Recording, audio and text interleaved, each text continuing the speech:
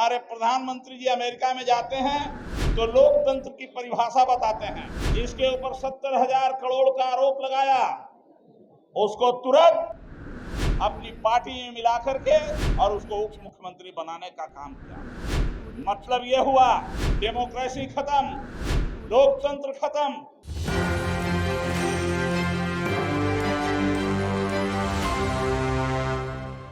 नमस्कार, मैं मनीष और आप देख रहे हैं एक न्यूज़ 24। पंचायती राज प्रकोष्ठ की एक दिवसीय बैठक हुई। बैठक को संबोधित करते हुए बिहार विधानसभा के पूर्व अध्यक्ष उदय नारायण चौधरी ने भाजपा पे हमला बोला। उन्होंने सीधे तौर पे ये कहा कि जो नरेंद्र मोदी आज कहते हैं कि भ्रष्टाचारियों को हम जेल में बंद करने की गारंटी लेते हैं, पहले उन्हें ये जानना चाहिए कि आखिर छगन भुजबल जैसे लोगों को वो अपने पार्टी में कैसे शामिल कर लिए, जिन पे 70,000 करोड़ की जो है केस दर्ज है। इसके बावजूद है उन्हें अपने साथ गठबंधन में शामिल कर लिए। क्या वो दूध के धुले हुए थे? उन्हें सिर्फ और सिर्फ विपक्षी एकजुटता की जो गठबंधन बनी है, इससे घबराहट। मणिपुर हिंसा को लेकर के एक भी बात वो नहीं बोलते हैं, लेकिन किस तरीके से विपक्षी एकजुटता को दबाना है, इसके लेकर के लगातार वो बयानबाजी करते रहते हैं। आइए सुनते हैं उदय नारायण चौधरी ने क्या कुछ कहा। ये जो पंचायती राज है, हम धन्यवाद देते हैं लालू प्रसाद जी को।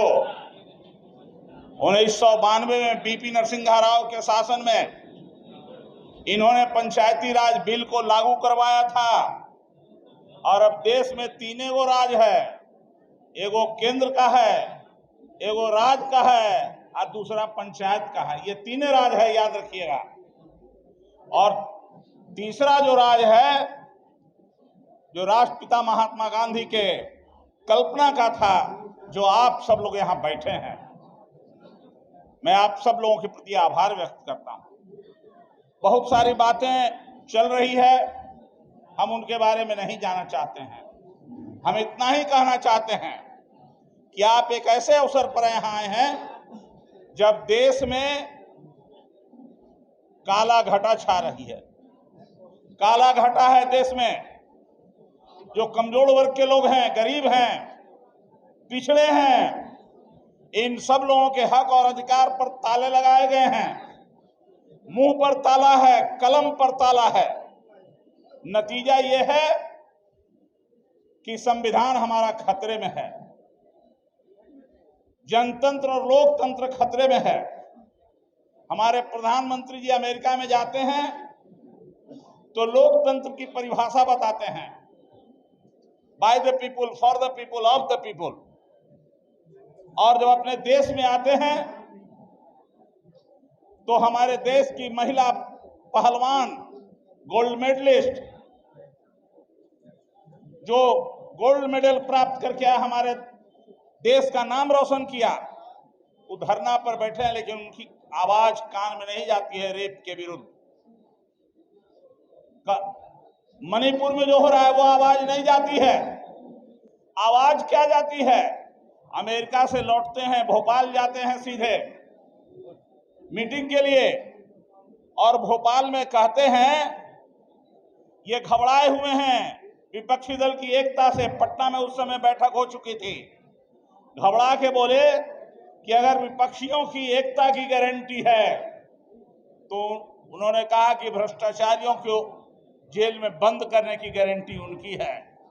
और 48 घंटे के अंदर उन्होंने क्या किया? जिसके ऊपर 70,000 करोड़ का आरोप लगाया, उसको तुरंत अपनी पार्टी में मिला करके 48 घंटा के अंदर और उसको उप मुख्यमंत्री बनाने का काम किया। मतलब यह हुआ डेमोक्रेसी खत्म, लोकतंत्र खत्म। जो बोलना है वो काम नहीं करना है।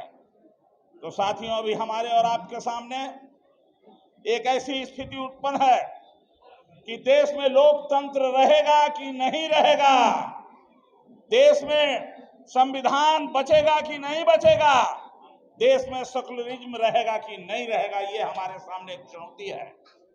2024 आ रहा है, आप गांव-गांव में हैं, आपको ये बताना होगा जाकर के कि जो संकल्प राष्ट्रीय जनता दल ने लिया है, लालू प्रसाद जी, तेजस्वी प्रसाद यादव जी, जो जगदानंद सिंह जी ने संकल्प लिया है और इस संकल्प के सहारे जो इंडिया का निर्माण हुआ है, जिससे दिल्ली की हुकूमत घबराई हुई है और थर्राई हुई है, इतना थर्राई हुई है, अब क्या होगा? चुनी हुई दिल्ली की सरकार लेकिन अपने अफसरों को तबादला नहीं कर सकती है, नहीं बदल सकती है। उसके लिए कानून बना के और उसको कहा कि तुम पर ताला लगा दिया गया।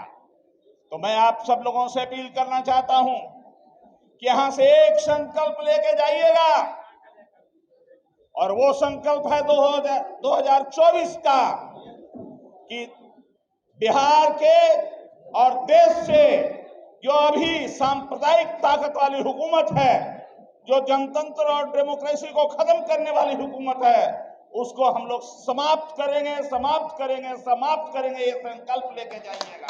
तो आपने सुना उदय नारायण चौधरी सीधे तौर पे ये कहते हुए नजर आ रहे हैं कि विपक्षी एकजुटता से बिल्कुल नरेंद्र मोदी घबरा गए हैं, इसलिए अनर्गल बयान देते रहते हैं।